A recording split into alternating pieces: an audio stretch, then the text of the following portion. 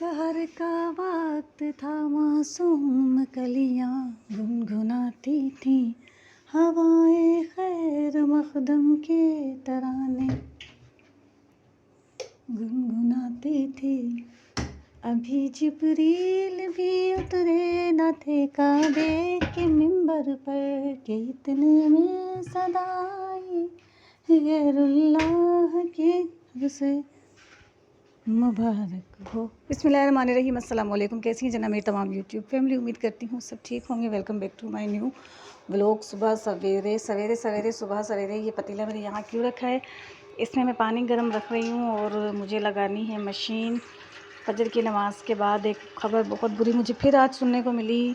Hyderabad valley में जिस जगह मैं रहती हूँ वहाँ पर असलम भाई जो हैं, उनके वालिद साहब का नाम मुझे याद नहीं है, लेकिन इसाक भाई साहब के नाम से, अत्ता भाई साहब के नाम से हमारे पड़ोस में हमारे रिश्तेदार होते हैं। उनके सबसे छोटे भाई असलम का इंतकाल हो गया।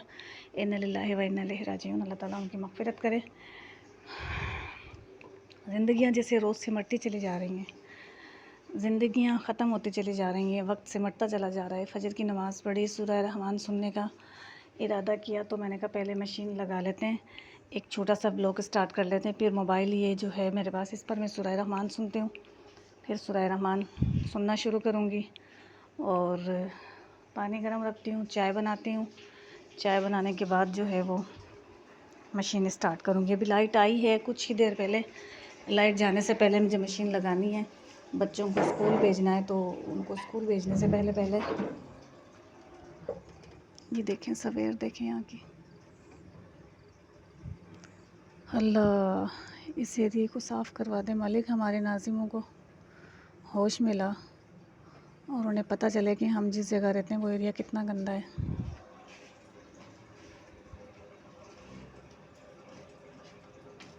कालू कहाँ जा रहा है? आ रही हूँ मैं।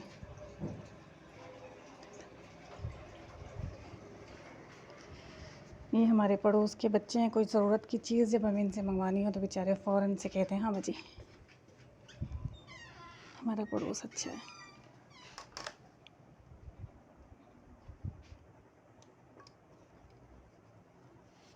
इस बार मेरा जो बिल है ना, नहायत ख़तरनाक वाला आया है।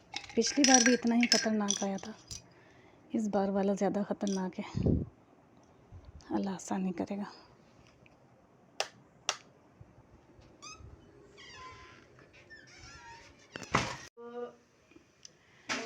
तो जनाब सुबह फजर की नमाज़ के बाद मैंने अपना ब्लॉग स्टार्ट किया और आप लोगों को बताया कि मैंने मशीन लगानी है। मशीन तो मैं स्टार्ट कर देती हूँ, फिर मेरी हेल्पर आके सारा काम फारिग करके चली जाती है। फ़ातिमा आई, उसने कपड़े सारे धोए। कपड़े आज ज़्यादा थे नहीं, 3 सूट मोहम्मद के बाबा के थे, 3 सूट सजबिल के थे, 3 सूट मोहम्मद के थे, एक मेरा। तो बस ये थे कपड़े, ज़्यादा कपड़े थे नहीं।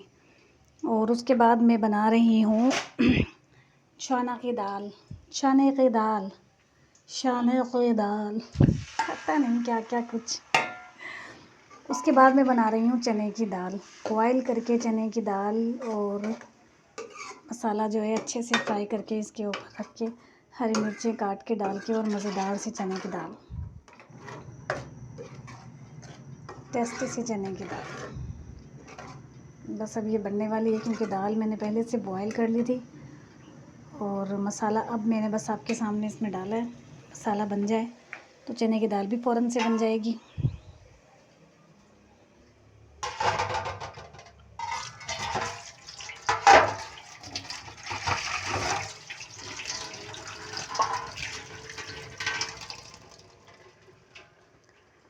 और कट सेवइयाँ, सशबील का मूड हो रहा है सेवइयाँ खाने का। उन्होंने मंगवाई है कट सेवइयाँ। दूध बॉयल होने के लिए रख दिया है। दूध जब थोड़ा सा बॉयल हो जाएगा तो फिर इसके अंदर सेवइयाँ डाल के सशबील बनाएंगे, कट सेवइयाँ। रोटियां मैंने बना ली है नाश्ते के साथ ही।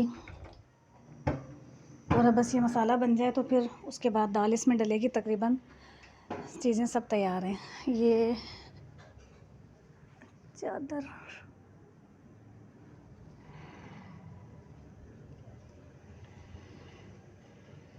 सॉक्स,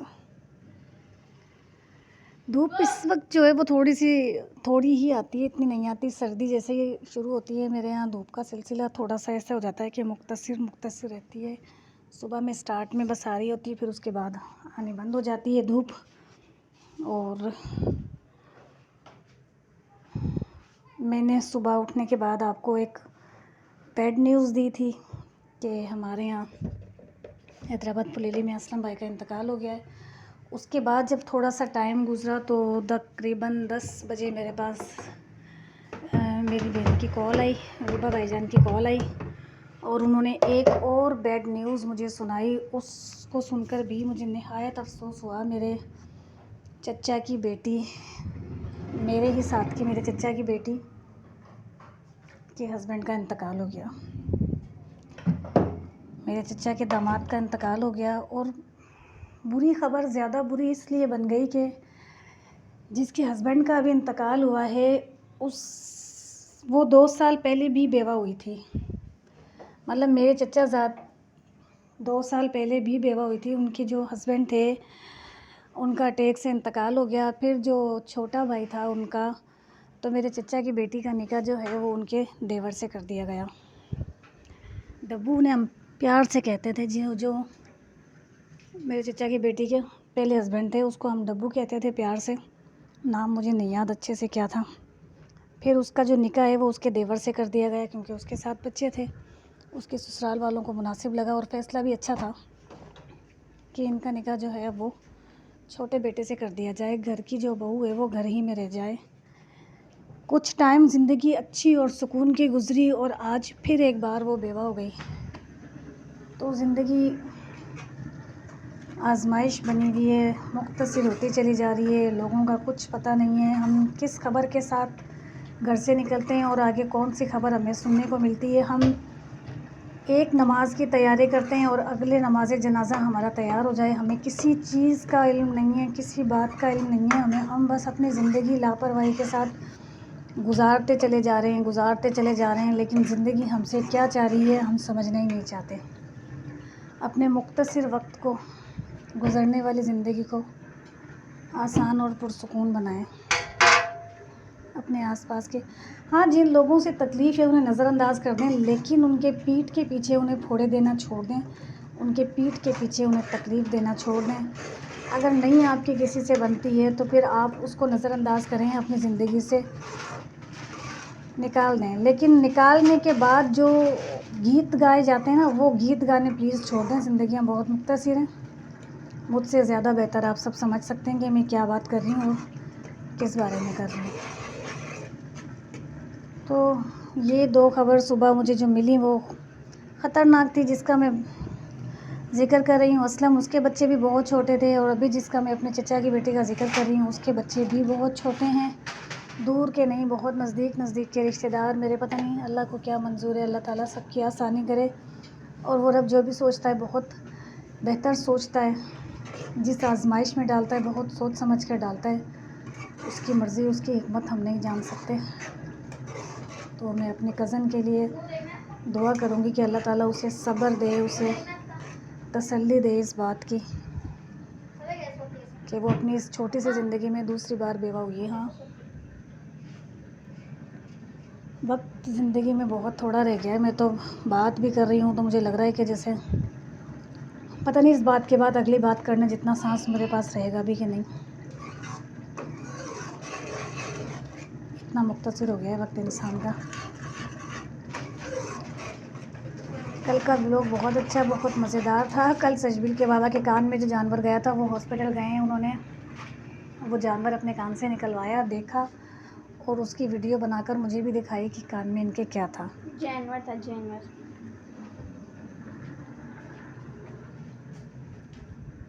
नहीं, कीड़ा था वो, कोई बारीक सा जानवर था तो बाबा कान। बस दिल थोड़ा अजीब हो रहा है, इसलिए कुछ समझ भी नहीं आ रही कि क्या वीडियो बन रही है क्या नहीं बन रही है। लेकिन जो बैड न्यूज़ मैंने आपको दी है उन दोनों ख़वातीन के लिए सब्र की दुआ करें कि अल्लाह ताला उन्हें सब्र दे, उन्हें हिम्मत दे, उन्हें हौसला दे। उनकी हिम्मत और सब्र की दुआ करें। बस अब थोड़ी देर में ये दाल तैयार हो जाएगी। मोहम्मद के स्कूल आने से पहले मुझे दाल तैयार कर लेनी है। रोटियां बनाकर मैंने रख दी हैं। मशीन लगा ली है, हटा ली है, डस्टिंग हो गई है। बेडरूम तकरीबन मेरा साफ़ है, बस तकिए जो हस्बे तवक्को हस्बे मामूल मुझे बार बार सेट करने पड़ते हैं वो करने हैं। बेडरूम भी साफ़ है।